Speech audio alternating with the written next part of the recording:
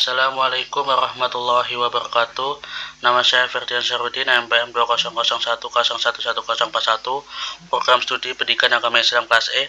Di sini saya akan menjelaskan materi 1 sampai 10 untuk menyelesaikan tugas mata kuliah bimbingan konseling dengan dosen pengampu Ibu Riana Anjarsari MPD. Materi yang pertama, pengertian, tujuan, dan fungsi bimbingan konseling. Bimbingan berarti suatu proses bantuan yang diberikan oleh seseorang yang profesional, dalam hal ini adalah guru, agar konseling memiliki suatu pemahaman diri dan dapat mengarahkan diri. Dengan konseling adalah kegiatan di mana semua fakta dikumpulkan dan semua pengalaman siswa difokuskan pada masalah tertentu. Tujuan umum dan khusus bimbingan konseling. Tujuan umum bimbingan konseling adalah untuk membantu individu mengembangkan diri secara optimal sesuai dengan tahapan perkembangan. Sedangkan tujuan khusus bimbingan konseling untuk membantu siswa agar mencapai tujuan-tujuan perkembangan sesuai dengan aspek-aspek antara lain pribadi, sosial, belajar, dan karir. Fungsi bimbingan konseling, fungsi pencegahan, fungsi pemahaman, fungsi perbaikan, fungsi pemeliharaan, fungsi penyembuhan, fungsi penyaluran, dan fungsi penyelesaian dan fasilitas. Materi yang kedua, landasan dasar bimbingan konseling. Landasan filosofis, yaitu landasan yang memberikan pemikiran tentang hakikat dan tujuan hidup. Landasan historis untuk menjelaskan sejarah kemunculan bimbingan konseling. Landasan religius untuk menjelaskan sisi-sisi agama yang perlu dikorek dan diaplikasikan ke dalam pelayanan bimbingan konseling. Landasan psikologis untuk menjelaskan sisi-sisi psikis individu. Landasan sosial budaya untuk menjelaskan pentingnya gambaran aspek-aspek kehidupan seseorang. Landasan pedagogis untuk menjelaskan bahwa bimbingan merupakan salah satu bagian dari pendidikan yang amat penting. Landasan ilmiah dan teknologi untuk menjelaskan tentang sifat keilmuan bimbingan dan konseling. Materi yang ketiga, prinsip umum dan khusus bimbingan konseling. Prinsip umum bimbingan konseling. Rumusan prinsip bimbingan dan konseling pada umumnya berkenaan dengan sasaran pelayanan, masalah klien, tujuan, dan proses penanganan masalah. Macam-macam prinsip umum bimbingan konseling. Prinsip berkenaan dengan sasaran layanan, prinsip berkenaan dengan permasalahan individu, prinsip berkenaan dengan program pelayanan, prinsip berkenaan dengan pelaksanaan layanan, prinsip bimbingan konseling di sekolah. Prinsip khusus bimbingan konseling. Prinsip-prinsip khusus yang berhubungan dengan individu yang memberikan bimbingan, prinsip khusus yang berhubungan dengan organisasi dan administrasi bimbingan. Materi yang keempat, asas-asas bimbingan konseling. Asas kerahasiaan merupakan asas kunci dalam usaha bimbingan konseling.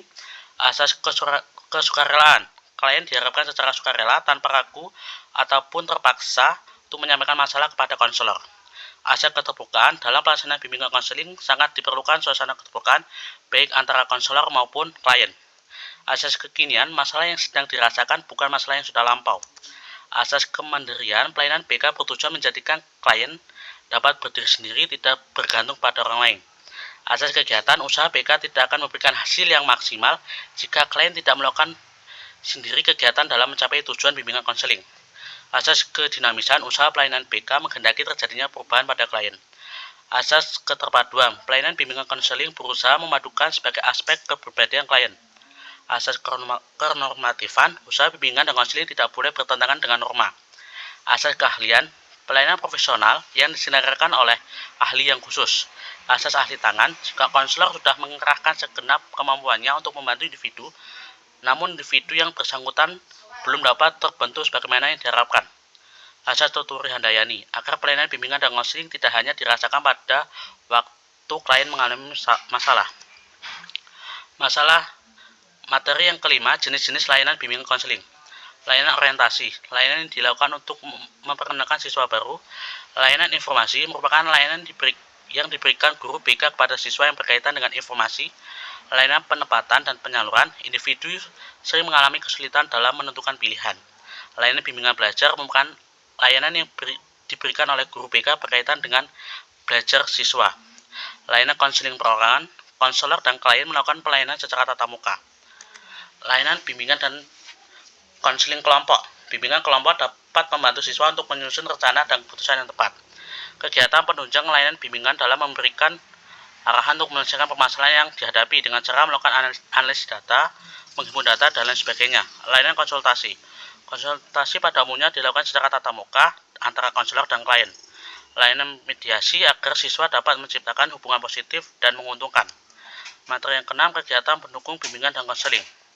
Usaha untuk mengumpulkan data dan keterangan tentang diri peserta didik dan keterangan tentang lingkungan, baik itu lingkungan keluarga, sekolah, maupun lingkungan sekitarnya.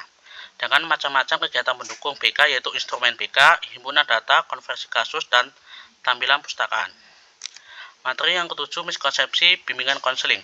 Miskonsepsi adalah suatu konsep yang tidak sesuai dengan konsep yang diakui oleh para ahli. Faktor penyebab miskonsepsi yaitu faktor siswa yang memiliki masalah prakonsepsi, pengajaran yang tidak sesuai, terdapat banyak buku yang penjelasannya salah, pengalaman siswa dalam bahasa sehari-hari yang berbeda. Materi yang ke-8, masalah belajar dan penanggulangannya.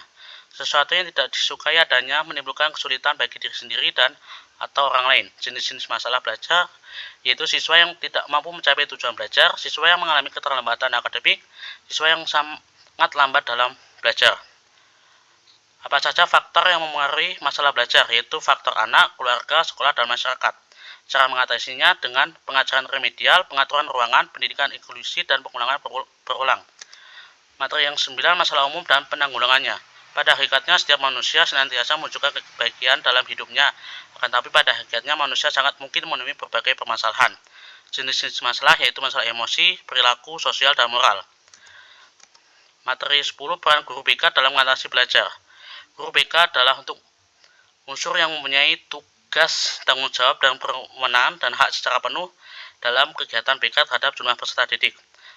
Peran guru BK sebagai konselor bagi siswa adalah memberi pemahaman terhadap kemampuan diri siswa sendiri supaya meningkatkan dan mampu memecahkan berbagai masalah. Cara guru mengatasi permasalahan siswa, berkomunikasi dengan siswa, membuat ruang BK secara nyaman, menjadi pendengar yang baik, menjadi fasilitator, dan memberikan motivasi yang konkret.